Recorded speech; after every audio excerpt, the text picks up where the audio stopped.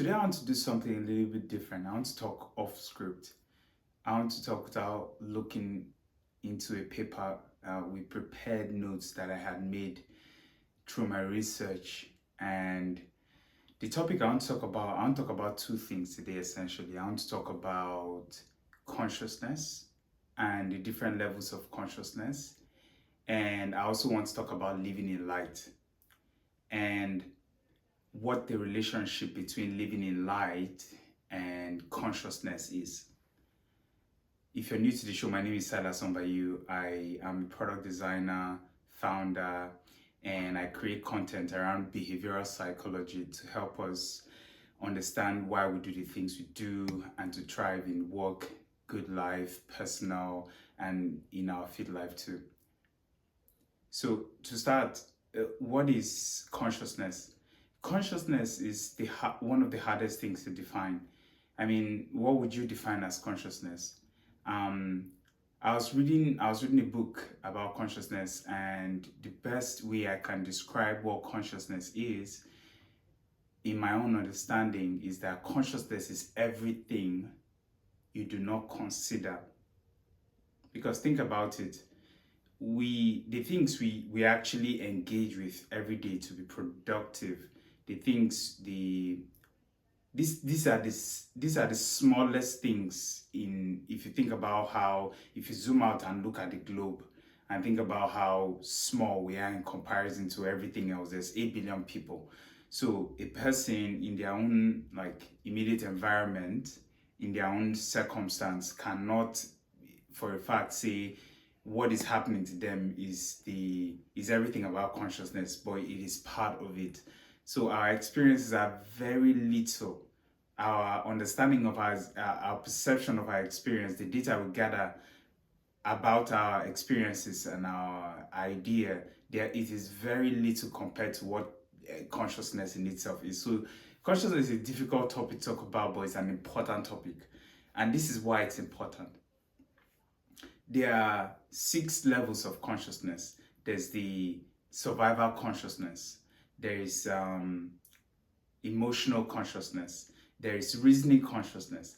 There is heart-centered consciousness. And then we have, for some people, sort of like dual transcendence. Those who have the master meditators, those who they study to have meditated for a really long time, they find that they have transcended to like a really, really high place. But what you should know about consciousness, the message I'm trying to share with you about consciousness is that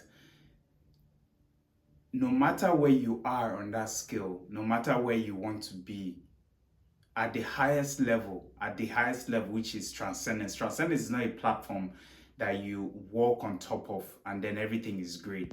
That you stand on this ledge and then you can see everything. You know all things. There is certainty about everything you do. There's nothing like that. Transcendence is a place you reach where you're no longer transcendence as a release consciousness is a place you reach where you no longer want to control, but you're more content with just being aware, paying your attention to what's important to you. And as simplistic as it sounds, it always goes back to the to-do list. What's on your to-do list? Because what's on your to-do list is not on anyone else's to-do list. So consciousness, what I want you to understand about is there are levels to it, and then there's those who are transcended. But regardless, everybody has to deal with the same everyday situation. Your spouse is trying to communicate with you. How do you empathize with them and actually listen to them? At your job, you have clients and you need to pay attention to their needs and you need to understand their pain points and to deliver on point. There's all of these things that are seemingly not, that are personal to you and is not it cannot be the same way your fingerprint is, cannot be the same way anybody else's. But so what's consciousness? Consciousness is like starting from the simplest things, being aware of what you want to do on your to-do list, and then to the highest level of transcendence when we study the brain scans of meditators who have done it for a really long time, if you look at their brain scans, it's a place of calm. They approach situations from a place of rest. That is the difference. Those who are really wise understand that they can always approach things from a place of calm, from a place of peace, and and respond to situations from there, no longer just reacting to everything that pops up in consciousness. So that's what I want you to understand about consciousness, the simplicity and the complexity of it. Then living in light. So imagine you walk into a room, right? Or let's imagine you're already sitting in a room and the lights are all turned off.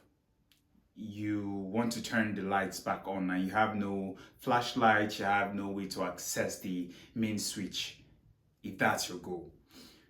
Imagine if you stumbled around and eventually, hopefully it's your home, and then you find where the switch is and then you turn the lights on.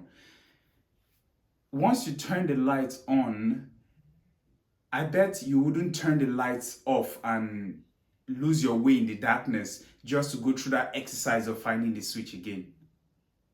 You wouldn't do that.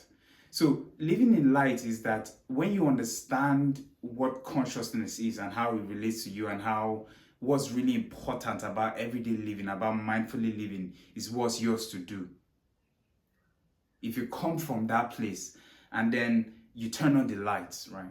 You awaken your imagination, you turn on the lights.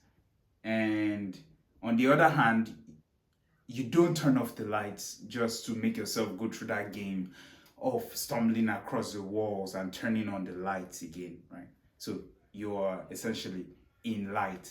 You're able to see your immediate environment. All right. So that's living in light. And having that vision is nothing more than just focusing, tunnel visioning on what's important for you to do. And it is so important to understand because it drives your attitude to every situation and every experience you come across. I'll give you a personal example. Something happened recently. So I was out driving and something happened to me that I thought would never happen to me, right? One of those situations. I had a flat tire. And I was thinking, okay, it actually happened. I never imagined I'll get a flat tire for some reason, right? But because I know my attitude then was, oh, it has happened. A flat tire, it's a flat tire. I can either marvel at the idea of a flat tire or actually go and change the tire. So I go online and I'm searching for tips. I park safely. I go online and I'm searching for tips for how to change tires because I have a spare in my trunk. And as I'm like actioning the thing I want to do, people come out to help me. 4 people come out to help me change my tire. And I say this to not to give credit to myself, not that, to give credit to my attitude. If I would give credit to anything, it was my attitude. And also we'll get to that later about prayer, about like going in depth with like a routine every morning.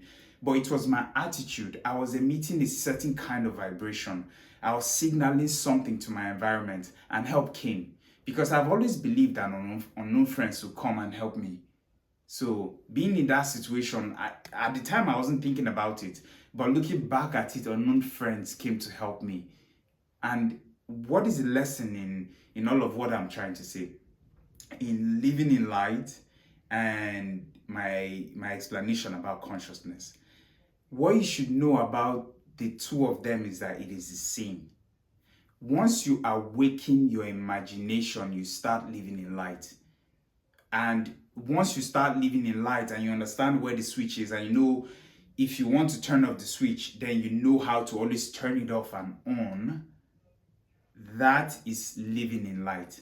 That is being aware. That's paying attention to your immediate environment and taking action, and not leaving the idea of turning on and off the light to somebody else. So how can you live in light continuously in your work, in your lifestyle, in your good life, in your personal, and in how you play essentially self-care and your fit life. So I want you to think about this and to see how what are the areas that you can turn on the lights in, so turn on the lights, so to speak, and how can you start to create a routine for yourself such that it becomes a natural thing for you, where turning on the lights becomes habits. You have other habits that help you turn on and off the light if you need to. Thank you so much for listening today, and I hope to catch you on the next one. Bye.